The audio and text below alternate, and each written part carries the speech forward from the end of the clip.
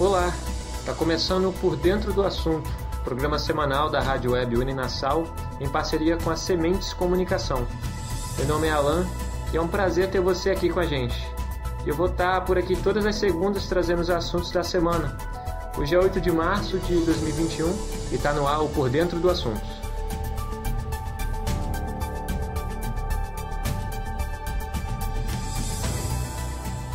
E a gente não poderia começar esse programa sem desejar um feliz Dia da Mulher para todas as mulheres do mundo.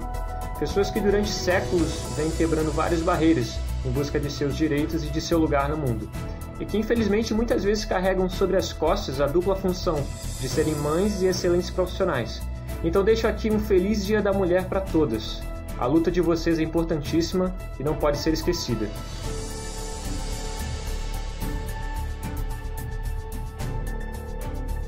Por falar em dupla função, um dos assuntos que a gente vai comentar hoje é o protagonismo de mulheres profissionais de saúde que estiveram na luta contra a Covid-19. Mulheres que colocaram e ainda põem suas vidas em risco em prol da vida. E mesmo assim, não deixaram de estar próximas aos filhos, mesmo que distante.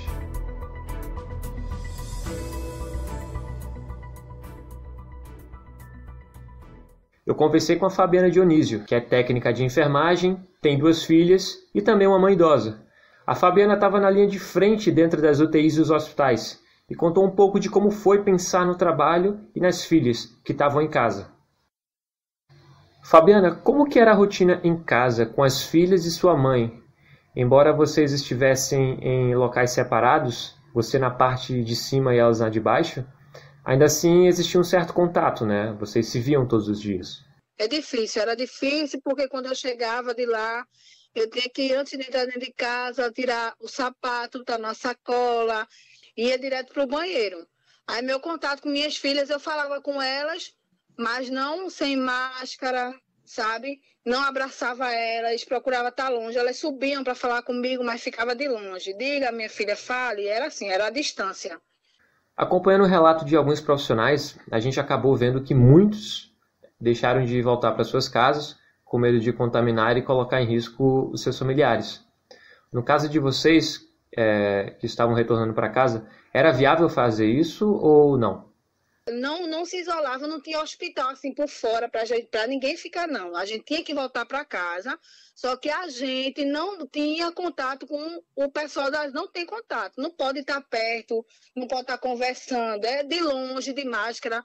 Quando chegava a dizer, minha filha, aí ela esquecia, queria me abraçar, eu chegava para não pode, mesmo tomada banho, me precavendo lá dentro, usando a máscara, tudo isso eu fazia, mas eu não queria elas perto de mim.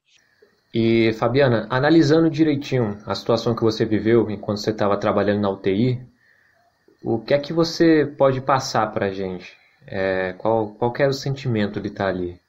Eu posso dizer que eu e meus colegas, a gente passou a fase que eu passei lá dentro da UTI com paciente assim, foi a fase difícil, muito difícil, tanto minha quanto das minhas companheiras de serviço também.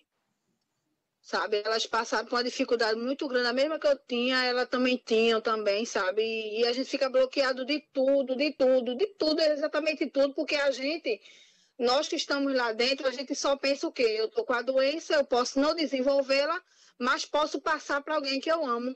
Todo plantão que eu ia, eu já ficava preocupada. Meu Deus, é hoje que eu pego essa doença, sabe? Eu ficava assim pensando, poxa, será que hoje eu pego essa doença lá e vou voltar contaminada daquele lugar? Só vinha chegar angustiada em casa. Minha mãe, tenha fé, isso vai acabar.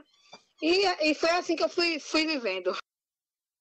A enfermeira Melka Roberta é mais uma das mulheres e mães que precisou se afastar da filha para atuar na linha de frente da pandemia. A Melka contou como se sentiu durante o período em que ficou longe da filha. Eu estava de férias no período de março, os contratos começaram em abril e eu estava voltando para trabalhar no posto de saúde em abril também. Então eu me vi como única alternativa deixar ela com os meus pais. Então, assim, foi extremamente doloroso ter que tomar essa decisão. Eu pensava que a princípio seria uma coisa de 1 mês, que eu ia precisar deixar ela por lá, e ela ficou 3 meses com meus pais. Então, eu chorava todos os dias. Eu não conseguia dormir de noite. Eu ficava dependente de vídeo chamada no WhatsApp por 2, 3 horas seguidas, assim, acompanhando o diazinho dela, a rotina dela.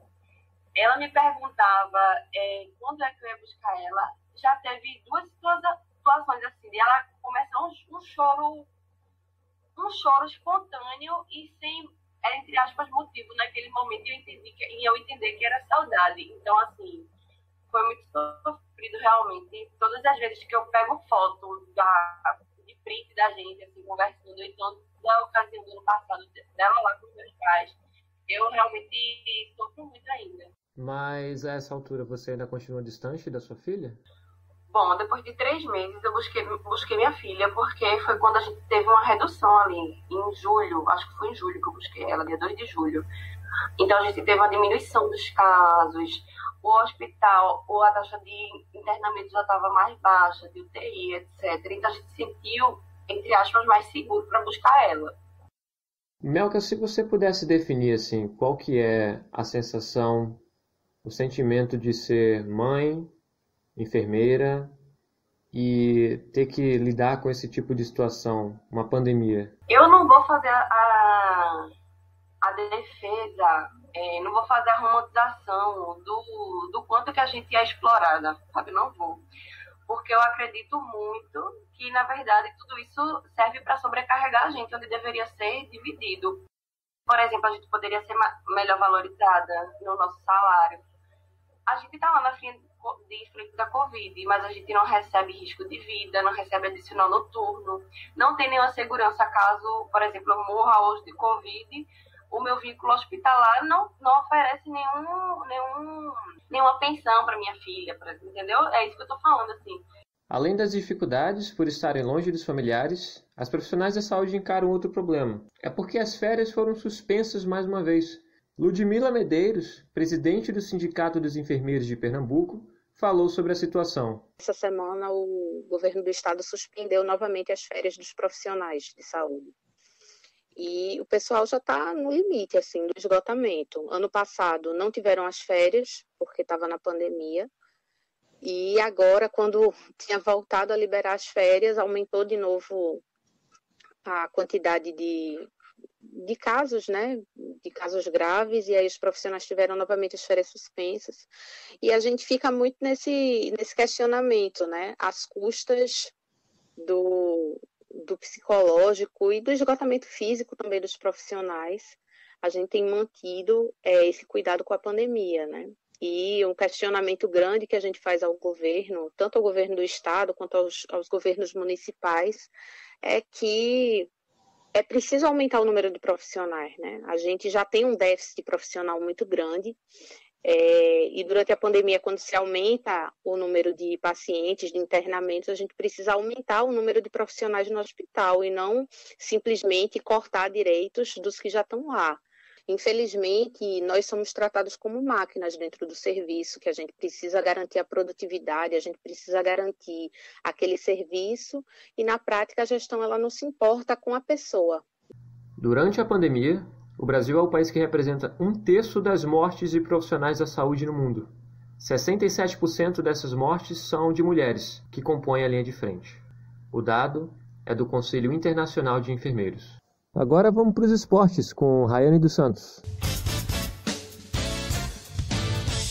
Sabemos e estamos sentindo há bastante tempo que a pandemia do novo coronavírus trouxe muitas mudanças em nossas vidas.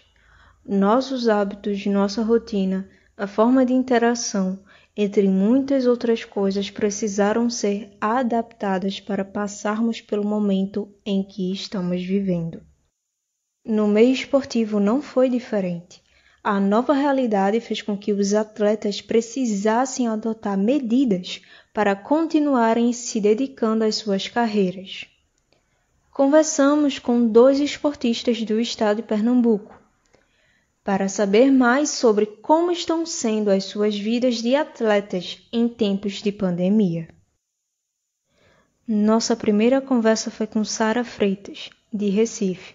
Sua idade é de 22 anos e há 6 anos pratica, é destaque e promessa do atletismo na modalidade salto em altura. Entre vários outros títulos, ela é campeã brasileira sub-23.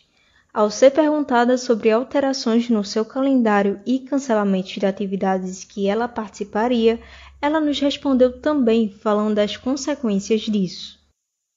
No ano de 2020 foram várias competições muito importantes para mim canceladas ou adiadas. Uma que foi muito importante, que não foi adiada, foi cancelada e que eu não tenho mais chance de participar, foi o Campeonato Sul-Americano, Sub-23. Era meu último ano de Sub-23 e eu ganhei, eu podia participar, só que foi cancelado e foi adiado para esse ano de 2021. E agora eu não posso mais participar porque eu não tenho mais 22 anos. Aí foi bem frustrante no momento, fiquei bem chateada, porque eu queria muito ter participado no meu último ano. E com os cancelamentos também das competições, altera muito o treino, porque tem semanas que são forte, médio, leve, e quando vai chegando perto da competição, você vai diminuindo o treino, vai fazendo treino específico para a competição. E quando cancela, acaba todo um planejamento, tudo que você treinou, aí é bem complicado, porque cancela em cima da hora e é triste. Sara também nos falou sobre sua estratégia para o momento atual e sua preparação através dos treinos, que apesar das novidades, continua de pé. A estratégia que eu e meu treinador fizemos foi em relação aos treinos, porque como eu te falei, a qualquer momento as competições podem ser canceladas ou adiadas e a gente vai ter que seguir um plano de treino que seja útil tanto quanto para pré-competição como para preparação. E aí foi a estratégia do momento, um treino que seja útil, que seja viável para os dois. A minha rotina de preparação e treino continua no foco, a mesma, forte. Só que agora com a presença da máscara, né? Que incomoda bastante, porém é necessária. Nosso segundo papo foi com Leonardo Santos, que tem 18 anos e é atleta em alto rendimento de natação. Léo também é de Recife e pratica o esporte desde os 5 anos de idade. Entre as suas várias conquistas, podemos destacar o tricampeonato brasileiro de pentatlo. Perguntamos sobre os efeitos do período de pandemia na natação e como lidar com isso, e ele nos explicou. A pandemia fez com que a maioria dos atletas voltassem quase a estaca zero. E a natação é um esporte muito complexo, que envolve treinamento diariamente, pois se você fica um dia sem nadar, são 2 dias para recuperar e voltar de onde você estava. O jeito era aceitar, entendeu? Porque isso não estava acontecendo só comigo, como a pandemia mundial e no Brasil também, consequentemente. Então todos os meus concorrentes, os outros atletas que competiam comigo estavam passando pela mesma coisa. Então eu teria que respeitar e aí trabalhar e esperar a próxima competição que aparecesse. Sua carga de treino continua intensa, apesar das limitações do cenário atual. O objetivo é passar por esse momento sem perder o foco nas preparações. Bom, hoje minha carga de treino está chegando a 6 horas de treino por dia. Eu treino 2 horas na água pela manhã, às 5 horas da manhã. À tarde, mais 2 horas de água, natação, e 1 hora de academia.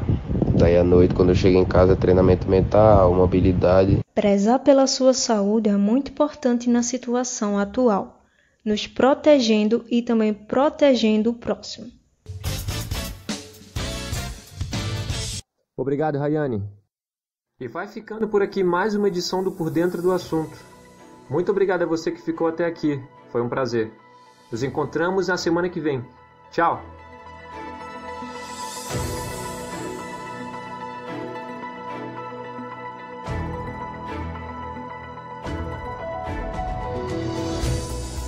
O Por Dentro do Assunto foi produzido por Alan Peterson, José Lucas, Rayane Oliveira, Verônica Cristina.